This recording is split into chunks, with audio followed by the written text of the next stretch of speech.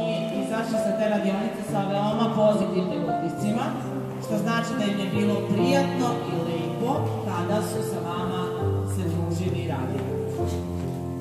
Današnji dan smo osmislili tako zahvaljujući našoj koleginici i profesorici srpskog jezika Jeleni Matić, koja je pripremila devojčice koje će vam sada reći nešto o ovom projektu. Biće dosta kratko i mislim da će vam značiti da još jednom čujete. Ukoliko sve to znate, bit će lepo da ponovimo. Imaćemo par recitacija i nakon toga ćemo pristupiti ovom sportskom delu koji će voditi kolega Milan Trgović. Molim vas da pratite uputstva šta se od vas zahteva, budite pažljivi i tihi da bismo mogli da realizujemo sve što smo planirali. Nakon završenih svih aktivnosti, ja ću vas zamoliti da halu napuštate tako što ćete proći kroz onaj hol hale u kome imaju takođe zanimljivi panoi koji su radili učenici, stariji učenici, pa ćete moći da još neke stvari dodatno vidite i pročitate. Hvala vam još jednom na pažnji i pred nama su devojčice koje će se prvo predstaviti, a onda nastaviti ovo što je njihov zadatak. Ja sam Mila. Ja sam Anđela. Poštovani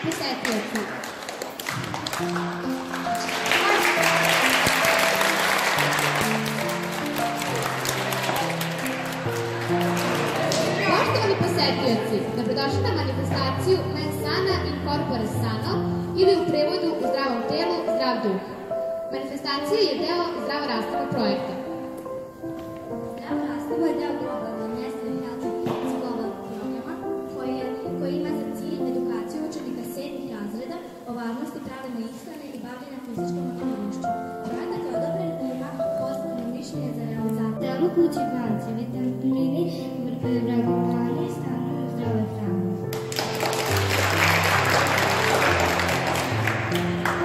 U fabrikama lekova širom svijeta prave se vitamini u vidu tableta. Ako svakog dana jede zdravu hranu, sve će vitamine unijeti u jednom danu.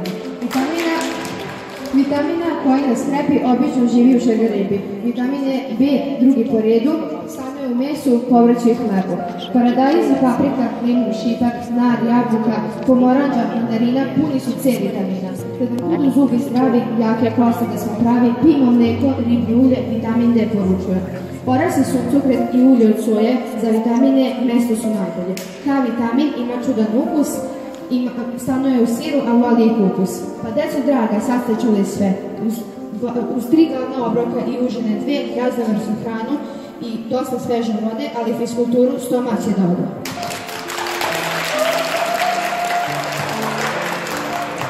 Slušali ste pažljivo i dobri ste bili da vidimo sada šta ste naučili. Na pitanje moje, ako je odgovor da, u vis neka se dignu vaša prsta 2. Da li je banana zdrava hrana? Sendvič s majonezom? Ili masna salama? Krastavac? Slanina? Spanać? Šargarepa? Čips? Boranija? Kupus? Ili pašteta? Paradajz? Mandarina? Paprika zelena? Jagode? Mušmule? Ili šećerna pena?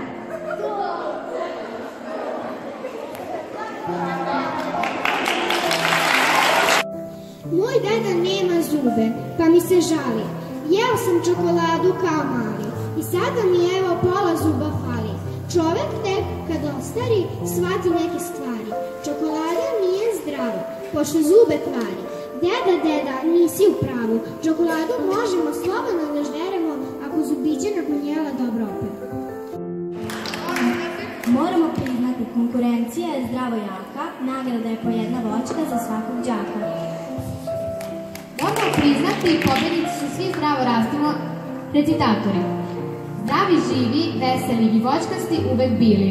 A sada da vidimo šta su nam to sportisti spremili.